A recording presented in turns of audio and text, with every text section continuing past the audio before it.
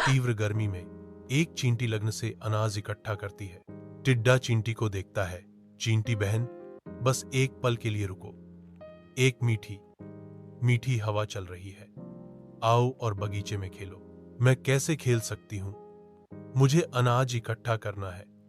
जब बारिश आएगी तो छोटी चींटियां क्या खाएंगी? चींटी लगन से अपने घर की मरम्मत करती है। तत्वों के खिलाफ इसकी संरचना को मजबूत करती है। मुझे घर ठीक करना होगा।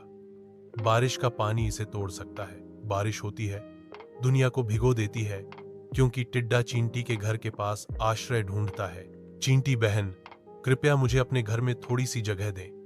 मैं बुरी तरह भीग गया हूं। मैं यहां तब तक रहूंगा जब तक बारिश होती रहेगी, फिर मैं चला जाऊंगा।